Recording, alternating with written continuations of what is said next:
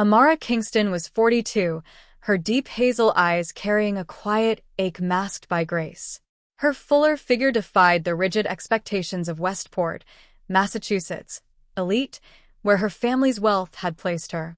As a black woman from old money, she moved through high society with a poise that drew attention, not for her riches, but for the way she saw people, as if each carried a story worth knowing.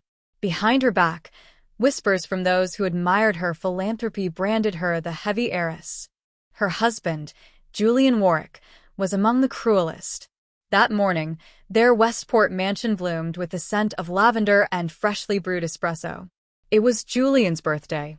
The chef had crafted an elaborate brunch, and Amara had arranged vibrant bouquets to brighten the dining room.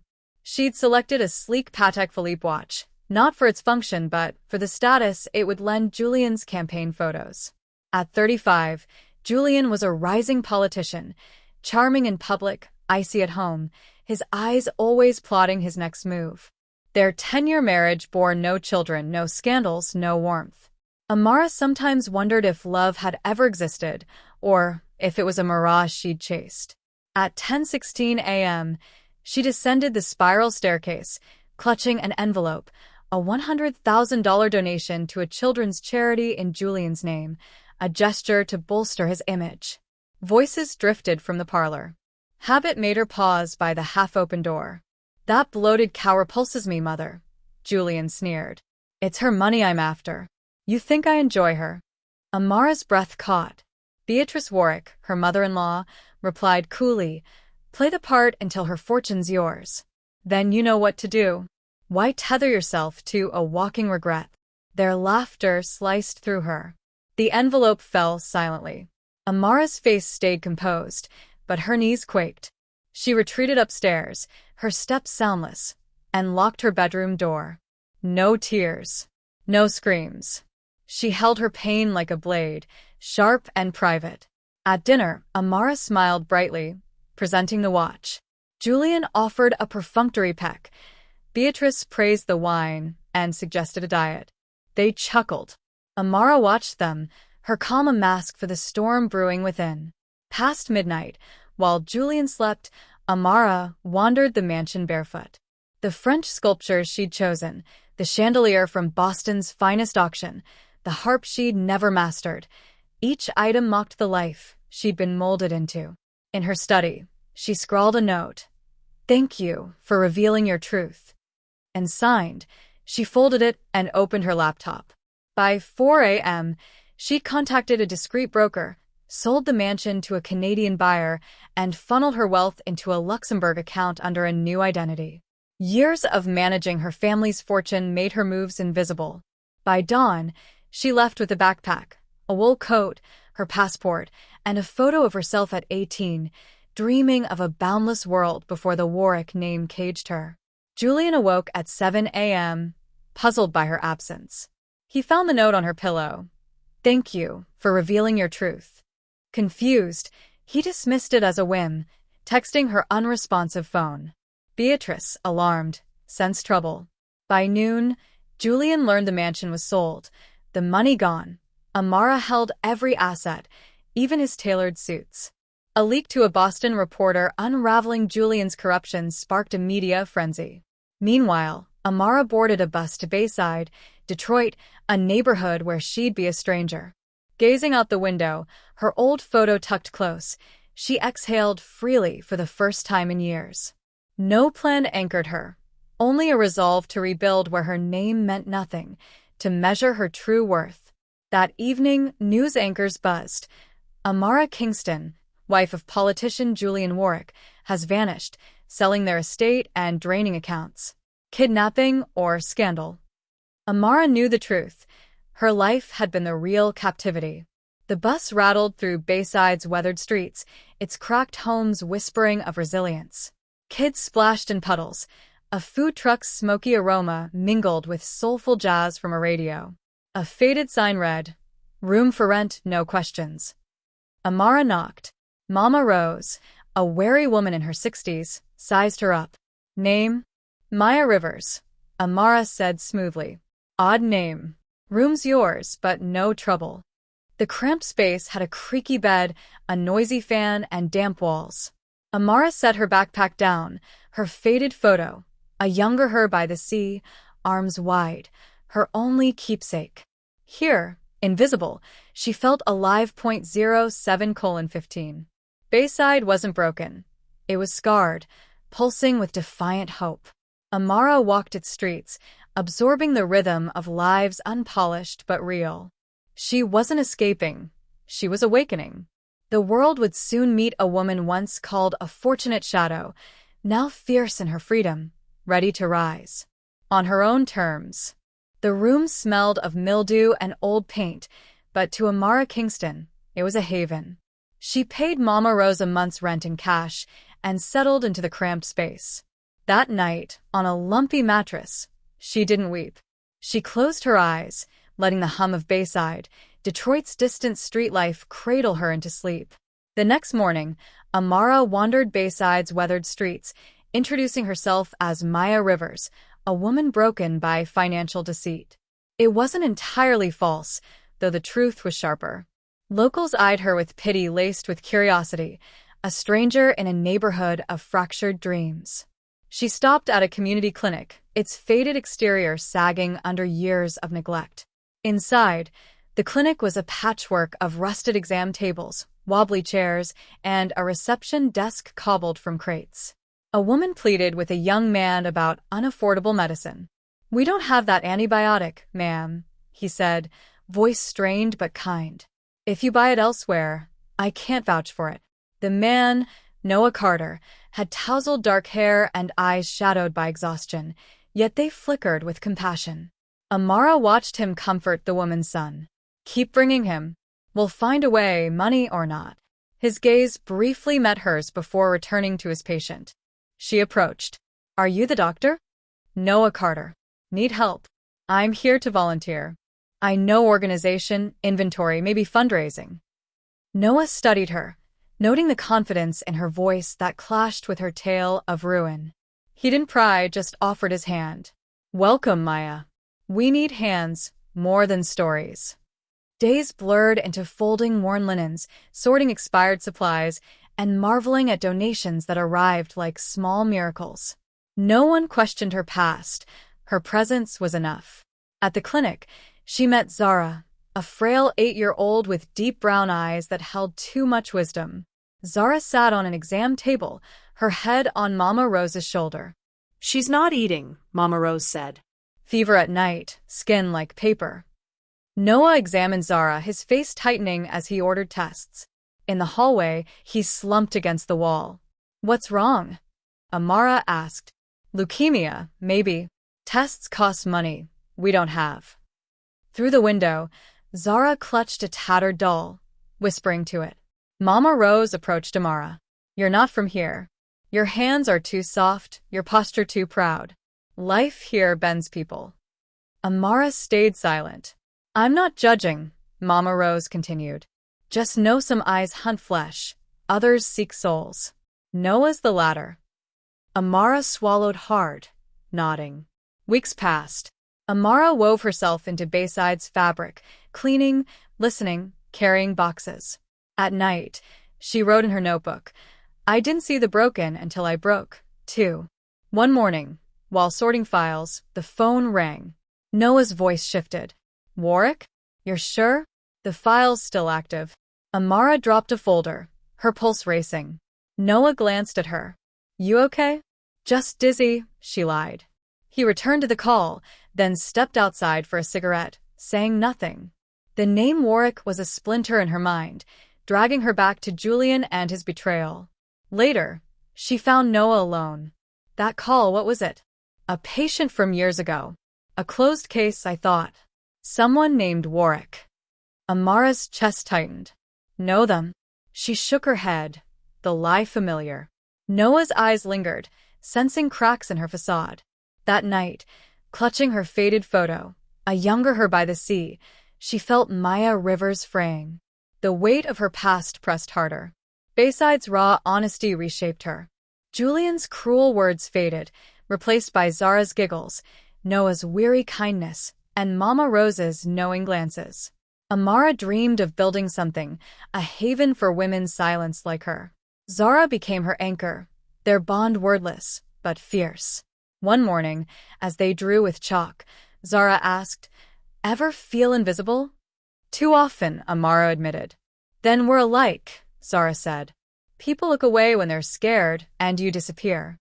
Amara's throat burned. She'd ignored too many from her old life's armored cocoon. A community fair sparked life into Bayside. Noah suggested it to lift spirits, but Amara took charge, rallying women to craft sweets and scarves. She organized booths and permits, her old skills blooming anew. Mama Rose kneaded dough beside her. "I don't know who you were, Maya, but who you are now fits here."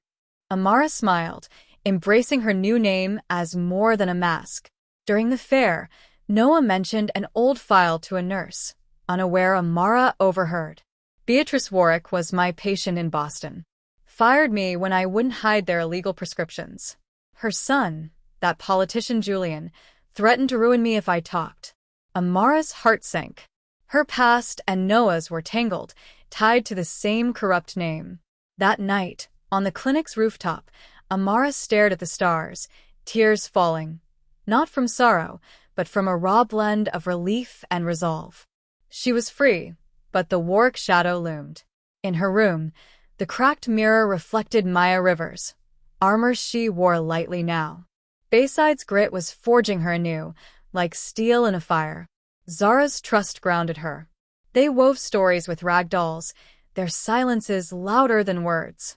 Amara didn't need to be a mother to feel that love, a gift her old life withheld. The fair's music lingered, a reminder of what she could build. But the Warwick name was a tightening noose. Would Julian find her?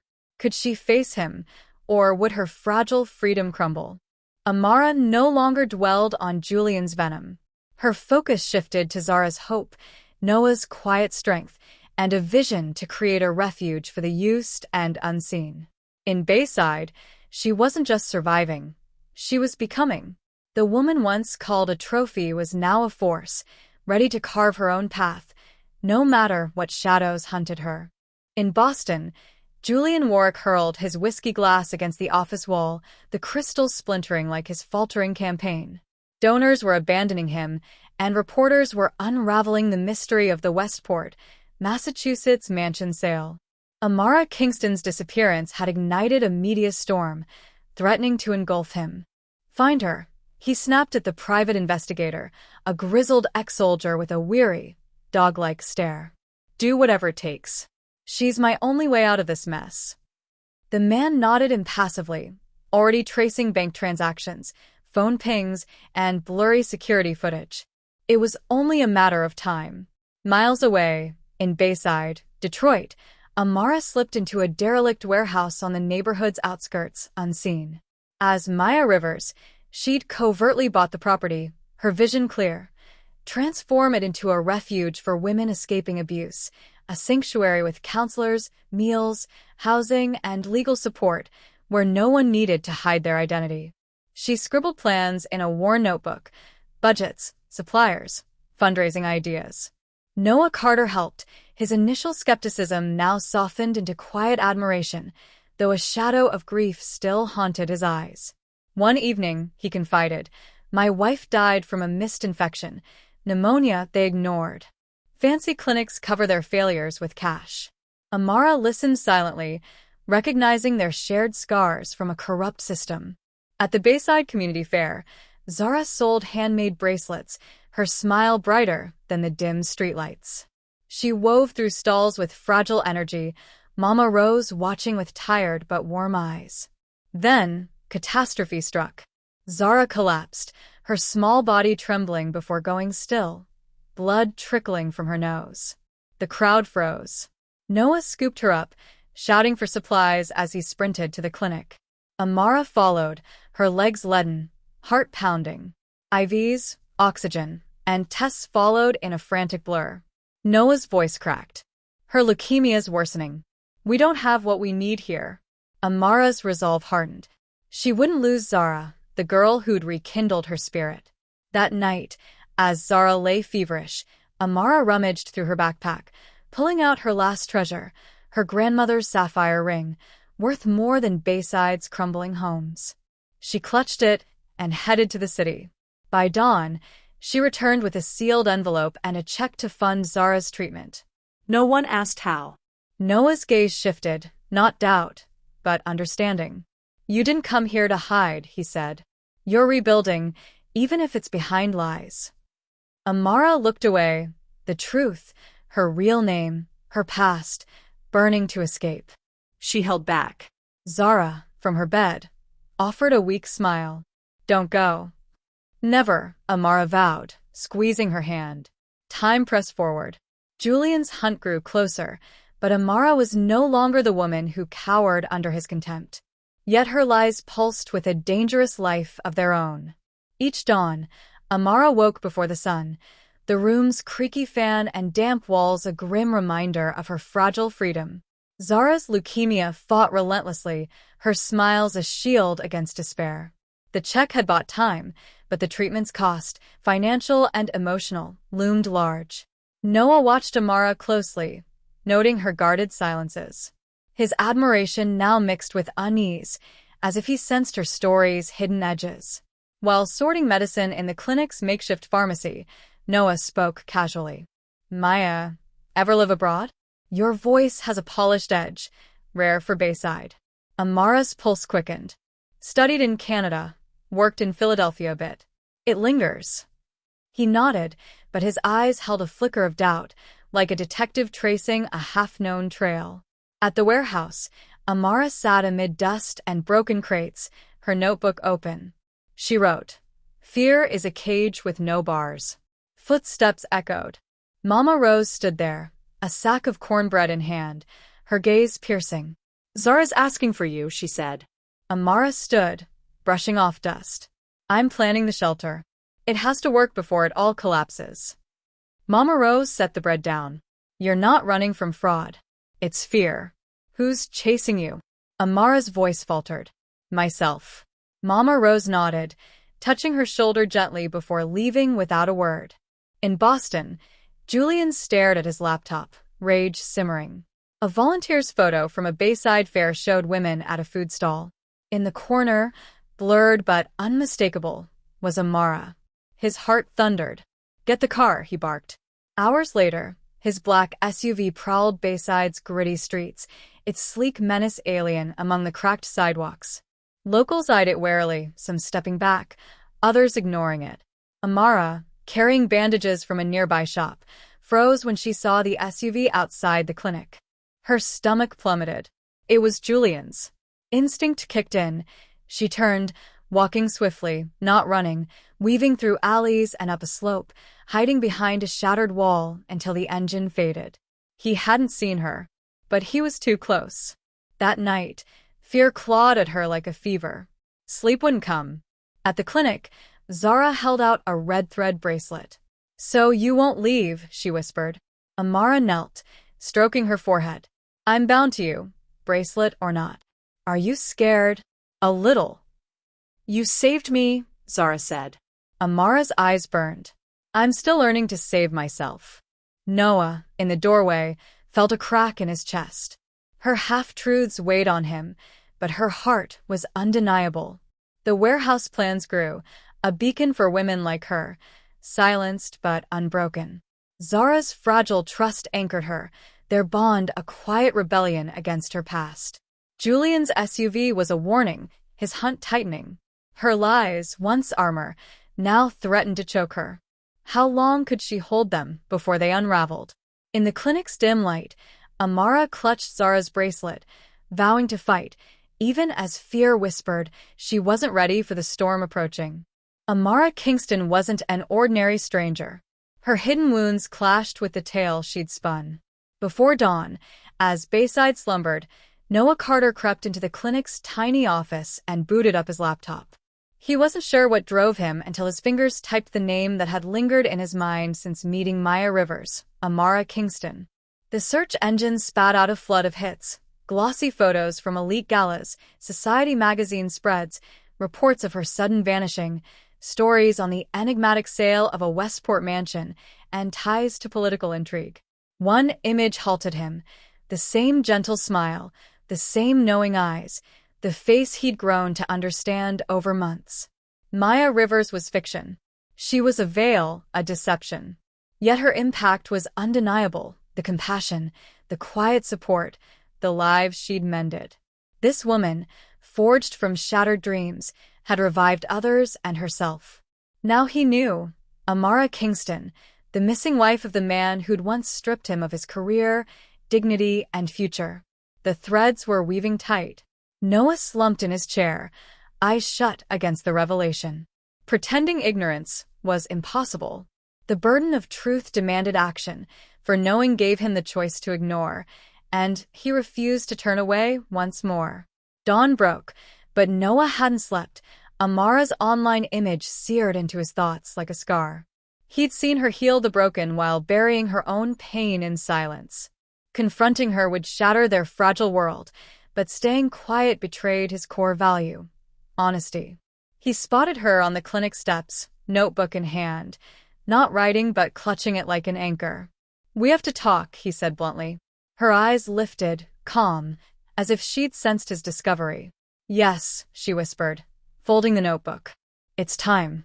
They headed to the warehouse, its bare bones gradually gaining life. Noah eyed her with the restraint of someone about to disrupt calm waters, aware the waves would spread. Why the deception? Amara leaned on a wall, her tone soft but steady. Because the truth would draw them like hunters. Julian would track me, exploit me again. I couldn't endure being a polished prize in their showcase anymore. Amara Kingston, Noah murmured, the name bitter on his lips. Wife of Julian Warwick, heiress to immense wealth, a vanished enigma, a fractured soul. The headlines skipped the pain, she said, stepping closer, holding his gaze. I didn't deceive to toy with anyone. I just craved a life, without agony. Did you find it? Her smile was bittersweet. In moments, Zara's giggles, your words without demands, tending injuries away from spotlights. He absorbed it, emotions swirling beyond judgment. You're no coward, he said at last. Leaving took courage. But now claim that strength to return. Return to what? To voice your name, confront them, reclaim what's yours. Otherwise, they'll strip it away, as they always do. She held his stare, a fissure opening in her heart. In Philadelphia, headlines detonated. Leaked files from the district attorney exposed audio, documents, and transactions linking Julian Warwick and his mother, Beatrice, to money laundering, embezzlement, and judicial bribes. Julian bellowed at his attorneys over calls. Beatrice barricaded herself in her room, terror gripping her, not remorse. That morning, an anonymous envelope arrived, no sender. Inside, a falsified birth record and a note. Truth endures. Her silenced history was resurfacing, demanding reckoning. In panic, she did the unthinkable, called Noah. He answered at the clinic, her voice a ghost. "Noah, we must speak. Just us." He paused, then agreed. They met at a secluded hotel, shielded from eyes. Beatrice looked withered, weeks etching deep lines, devoid of adornments, hands quivering with dread. "I'm not defending my actions," she said, avoiding his gaze. "But hear this. Julian isn't my blood. My husband and I were childless. I was violated at 18, concealed it, raised the child as legitimate, erased the origin." Noah's breath hitched. "You kept it from him? Until now."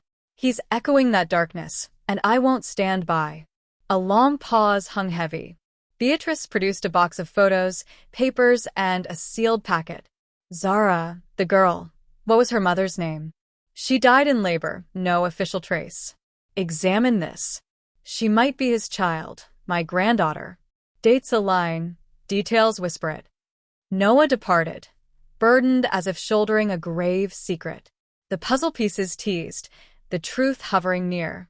That evening, Amara awaited him at the warehouse, tidying to steady her nerves. His face betrayed turmoil. He relayed Beatrice's revelations, Julian's origins, Zara's potential link. Amara fell silent, then turned to the window, speaking softly. "I have my own confession." Noah braced. I'm ill. ALS. Diagnosed last year. It's why I fled too. I refused to fade amid those mourning my fortune, not me. Noah searched for words. How much time? Years at best, months perhaps. I wanted to count. It will, he vowed, eyes misting. We'll create this haven. It'll endure beyond us. Amara embraced him, fearlessly, as if his hold could tether her to a fading world. Back in her room, an envelope waited, her name in flowing script. She tore it open, recognizing her mother's hand before the words. Amara, if this reaches you, I'm gone. I can't measure the harm I caused. I resented you for being what I couldn't, your father's favorite, effortless light while I faded in shadows. Forgive my cruelty, my failure to shield you, my silence on Julian's greed for your status. I knew from day one, but stayed mute. This isn't justification, it's admission and appeal. Don't inherit my resentment. Embrace freedom, strength. When strength fails, let others hold you, love you, save you. You deserve it too. Amara wept deeply, sobs unshackling years of burdens. The shelter stood incomplete.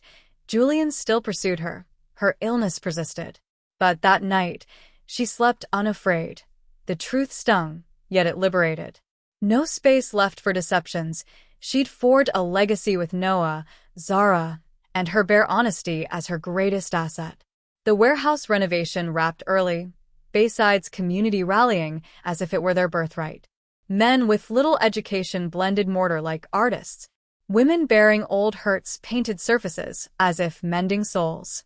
Every stone, every panel echoed unspoken tales, narratives long ignored, now etched in permanence. The Maya River's foundation swung open its doors in a quiet gathering, free of media glare, flashing lights, or hollow words. Only the hearts that truly counted were present. Zara, her sparse hair a testament to her ongoing treatments, gripped the scissors and snipped the ribbon. Noah, his vision blurred by unshed tears, clasped Amara's hand as she drew in a slow breath, each one a defiant stand against her fading time. Amara had finalized the documents weeks before. Every last asset, bank accounts, stocks, holdings now belonged to the foundation. No gem, no estate remained in her name. What had once chained her would now set others free. She wandered the fresh hallways, tracing the crisp white walls, the vibrant murals crafted by local kids, the vacant therapy spaces ready for those in need. It stirred her soul. This wasn't mere bricks and mortar. It was her enduring mark, her path to absolution. Days later, Beatrice emerged from the shadows of a corridor, unnoticed in her arrival. Clad in plain clothes, bare of cosmetics or jewels, her eyes puffy, her posture bowed under the weight of long-carried remorse. Zara slumbered as Beatrice entered, sitting by the bed to gently caress the girl's hand, whispering confessions more to her own conscience than to the child. She slipped out quietly, but Amara waited in the hall. I sensed you'd show, Amara said. Beatrice averted her gaze. I'm not here to defend myself. I seek your pardon. Not for Julian. He forged his fate. For me, for my complicity, my silence. Amara paused, letting the words hang. You think forgiveness comes easily? No. Just hear me out. Speak then. I saw you dim over years, molded into perfection unseen. You mirrored my own life, exploited, controlled, muted. I resented you for reflecting what I never dared change. Amara drew nearer, locking eyes without embrace. I hear you, but I won't absolve what you inflicted on me. I absolve what you inflicted on yourself. Beatrice's dam broke, tears flowing from years of restraint. On screens across the nation, Julian became fodder, not as a rising star, but a fallen suspect. Headlines screamed of fraud, illicit funds, and backroom deals. Expelled from his circles, his image peddled scandal, not charm. In a final gambit, he appeared at the foundation's gates. Amara observed from above, feeling not terror or fury, but a chill pity for a soul adrift. He lingered in the courtyard, briefcase in hand, aged beyond his time. I'm not here for battle, he said upon seeing her. A bargain. No bargains with you, she replied evenly. I hold evidence, papers. I could ruin you, claim theft, staged vanishing to seize it all. I already claimed what mattered, the respect you squandered. She advanced, eyes piercing. You think this haven means less than your empire? It's the only thing of value. Keep your trinkets. You'll never grasp serenity. Julian recoiled, the words striking deeper than any blow. Tell your mother I've heard her. And Zara needs no knowledge of her lineage. She has love aplenty, none required from you. Before he could retort, Amara handed him an envelope. Let this be our final tie. He departed without glancing inside. Alone in his barren space later, he read, Power void of heart is empty. Wealth without spirit is demise. You ended me in life repeatedly, but I rose. You remain entombed in arrogance. We're foes no more, we're nothing. Embrace solitude. Perhaps you'll unearth yourself.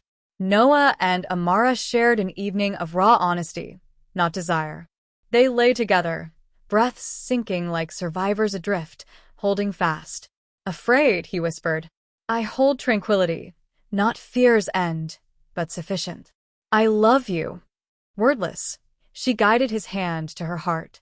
Come morning, Noah fetched coffee. Returning, he found her serene in sleep, but still. He approached, touched her, and knew. No outcry, no immediate grief. He sat, holding her hand as sunlight filled the room. On the table, envelopes bore names in her script. Noah's. Don't mourn the unlived. Cherish the shared. I entrust my dreamed life to you. Let no one dim your glow. You ignited mine in shadows. Zara's. You showed me smiles mend deeper than remedies. Vow to pen your tale. The world craves a girl who conquered dread. The Maya River's foundation endured, expanding, mending, welcoming. A mural of Amara's beaming face graced a wall, proving some spirits linger eternally.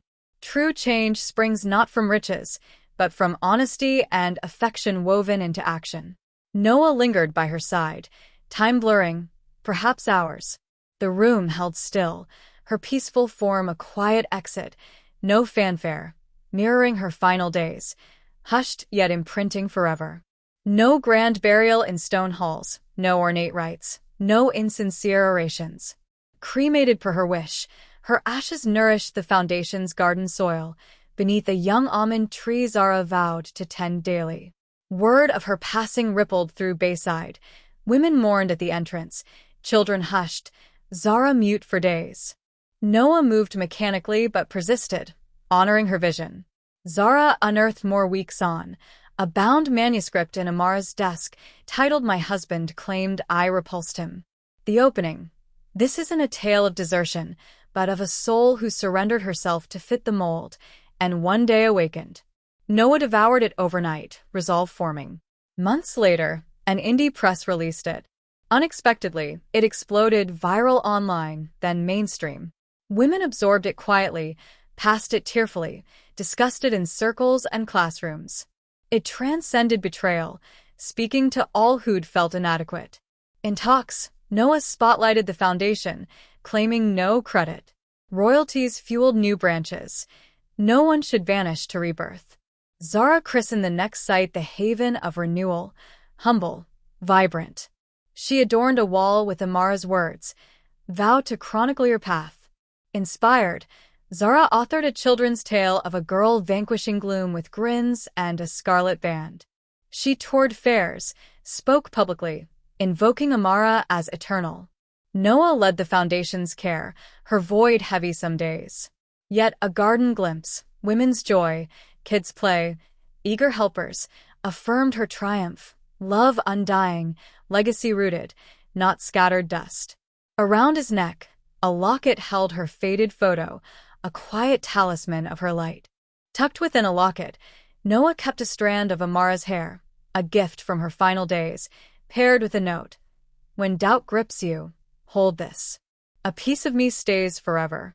He opened it only on lonely nights, when silence stung, its weight a quiet comfort. Beatrice, too, transformed, defying disbelief, even her own. She began visiting shelters for women in need, slipping into anonymity as a volunteer at a haven for abuse survivors. In a stunning turn, she relinquished all her assets, estates, shares, accounts, to the Maya Rivers Foundation. Then, she vanished from public view, her name no longer a beacon of power but a quiet echo, seeking no dominion. Rumors swirled. Some said she retreated to a cloister, others to a distant land. Truth was, Beatrice faded into a shadow of her own choosing, unbound by ambition. Julian, meanwhile, crumbled. His wealth, status, and allies dissolved. A memoir to salvage his name flopped, unread. Men built on deceit, it seemed, were destined to fade. Noah glimpsed him once in a Philadelphia cafe, unkempt, eyes lost. He didn't approach, didn't speak, only recalled Amara's words. We're no longer foes. We're nothing. A year after her passing, the foundation held a quiet tribute in Bayside, Detroit. Women arrived from afar, readers of Amara's book, escapees from violent homes, survivors of trafficking, healed by her silent strength. At the ceremony's close, a woman seized the microphone. I was unseen until her story woke me. Amara didn't die, she lives in us. Noah closed his eyes, a smile breaking through. Zara, clutching his hand, asked, Does she watch us from above? No doubt, he replied. She's in you, me, all of us. I dream of her, Zara said. She tells me to write. Words mend, too, Noah agreed. Zara wrote, her stories weaving Amara's legacy into new lives, the foundation's garden blooming where her ashes rested, a testament to a woman whose truth outlasted her time.